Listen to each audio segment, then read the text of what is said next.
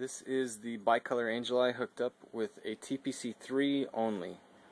How it's set up is it'll go back and forth between the two colors. It never shuts off in between going back to amber. So we're going to wire up a TPC2 in front of this module, which is going to give it that separate effect to where the white is off the entire time yellow is blinking. Now that we have the TPC2 feeding the TPC3, turn on the angel eye, and this is the effect that you get when the turn signal happens.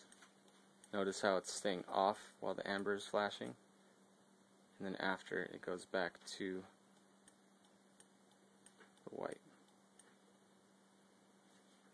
Okay. This is a TPC2 module. You want to open up the top lid and you'll look at which side says in and which side says out. In is going to be coming from the car, out is going to be going to whatever electronics you're trying to control. So in this case we want in to come from the car, out to go to our second module, which is a TPC type 3. This is what's going to be used on the switchback angel eyes. You have 3 wires coming in, 2 wires coming out. Then the angel eyes themselves actually have 2 wires. So I have the TPC2 feeding the TPC3 right now. I'm going to make this last connection of the ground wires between the 2 modules, and then I'm going to solder them together, and we'll tape the joints afterwards.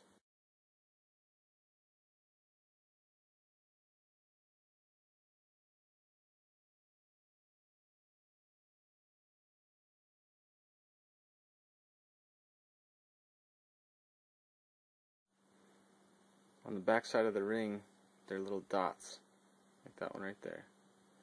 These little dots are for mounting, so we're going to solder some little legs onto those things so that we can mount them perfectly onto whatever part we're working with. So we'll start by prepping the board, putting little dabs of solder on there.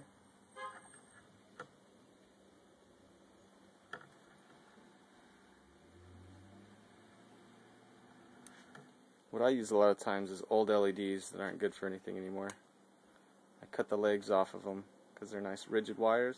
I'm going to grab just the very end of this wire and I'm going to bend it 90 degrees. Now that's actually going to have a little foot on it. The foot is what I want to go into those solder points that I just made. So it's got a 90-degree bend on the wire itself, instead of relying on just the solder to hold the piece of wire perpendicular to the PCB board.